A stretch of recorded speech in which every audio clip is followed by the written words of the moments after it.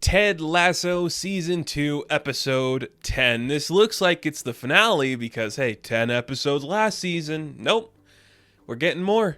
12 episodes this season. Great idea to expand this when you can. It makes complete sense to me.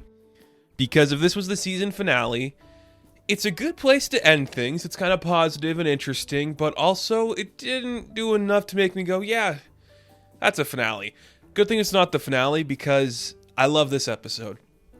You know, I think this entire season has been hit after hit after hit, but this episode in particular just hit in a different way.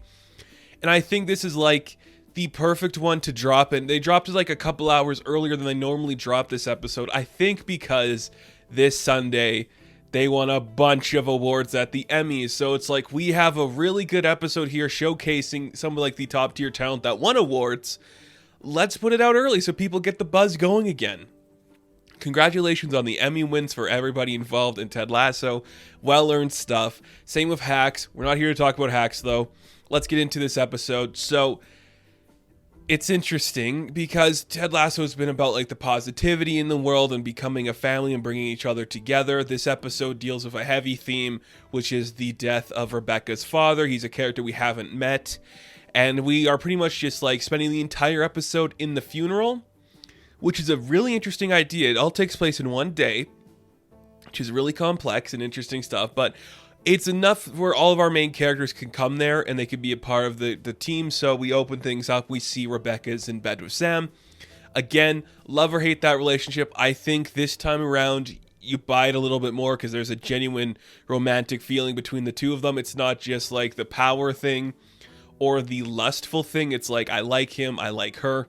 You buy it a lot, then it's just like, okay, her dad's died, her mom comes back to get her ready for the funeral, and it's just a lot of setup to getting everybody to the funeral. So, you know, we get like an opening moment with some of our characters. We see like everyone's kind of like idea of what happens when you die. You know, Ted's like, I thought it was heaven and hell, but we're all kind of bad anyways, and we do good things, so who knows? Nate's kind of like, I'd like to come back as a tiger.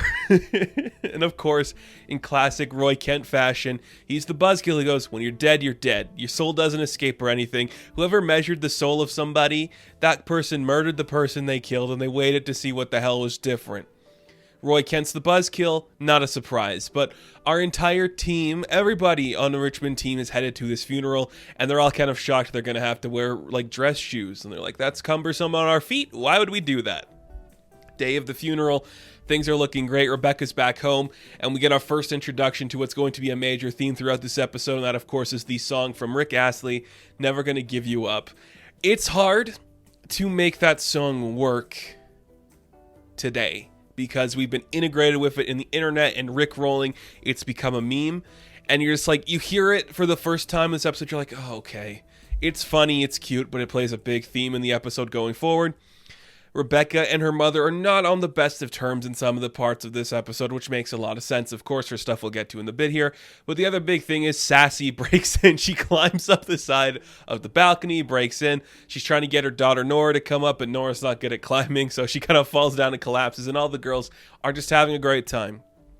And something I saw in like the discourse in the public about this episode was, it's nice to see that these women are supporting each other, and they're not like actively like hating or doing like the feuding love triangle thing. It's just like, hey, Rebecca's sad, we're here to comfort you. Rebecca's getting laid, we're here to have fun with you. That by the way is probably my favorite scene of the entire episode, is when Rebecca is being like interrogated by Keely and Sassy, and even Nora to a little bit comes in to figure out who like Rebecca is shagging.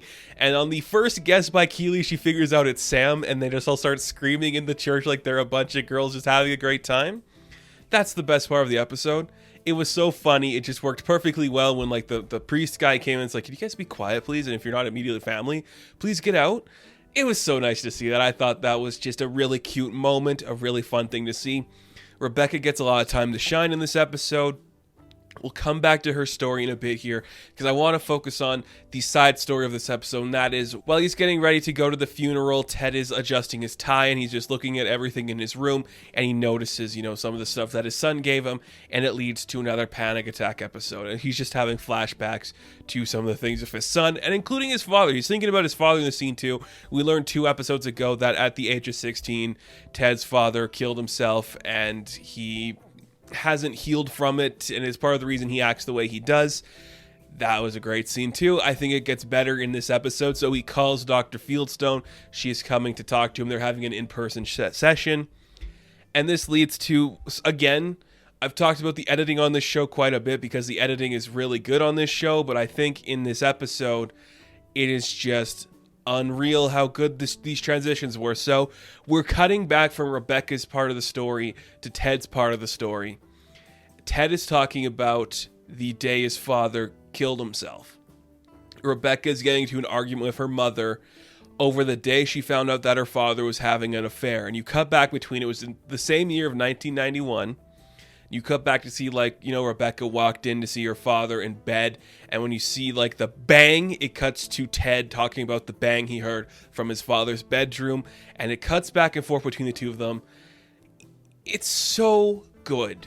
And it's just so compelling to see the reactions that they have to these events of their fathers doing these things to them, essentially. To them. And I really like the way they handle it. So in that instant, Rebecca never loves her father again. She hates him for what he did, and she hates her mother because her mother was aware of everything going on.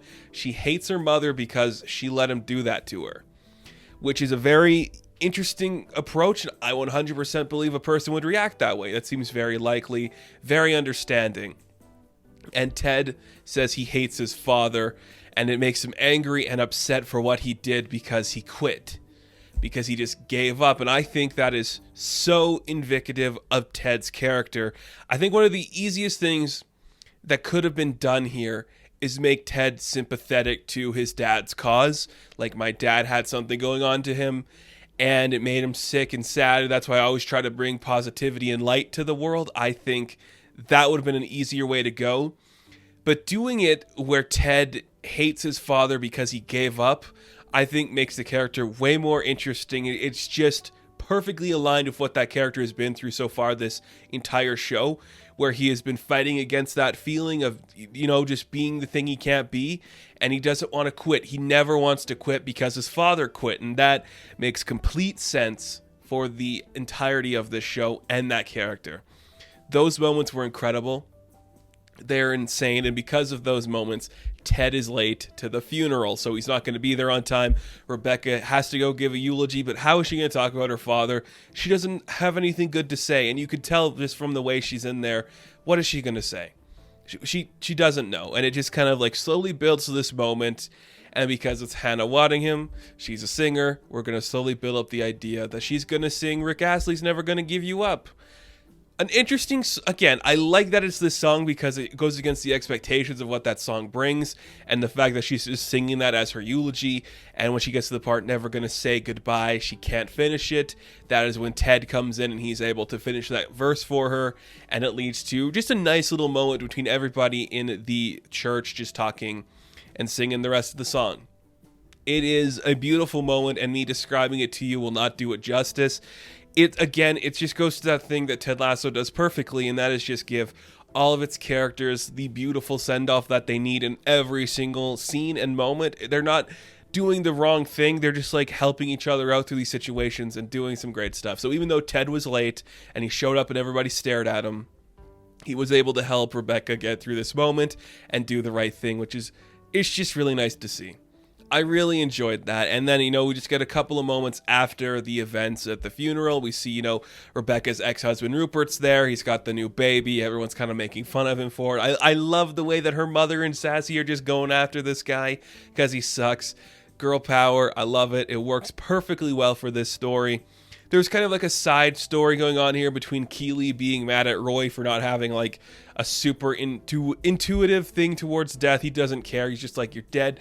Nothing else happens. Keeley's well, I kind of want to be fertilized and grow into a tree. He's no one's going to want to eat tree from a dead person. which is funny. He's like, no one's going to want to pick an apple off a dead person tree. He walks into the funeral eating an apple from a tree he just saw outside. It's perfect. They're kind of fighting about that. And as they're fighting, who comes in to say his final words to Keeley about why he returned to the team? None other than Jamie Tart. And he's like, I came back to Richmond because I love this team. I love the people here. But more importantly, I came back for you because you showed me what I could be. You're the only person who tried to show the best of me. And I think I'm ready to mature to the level of the person you thought I could become. Because of that, I love you. He confesses his love to Keeley. She's like, what are you talking about? I like that they're just... I was waiting for the love triangle thing. I think I've talked about in the past couple reviews. It just had to happen. We can't go this far into a show that's like a situational comedy, for lack of a better term, without there being the love triangle storyline.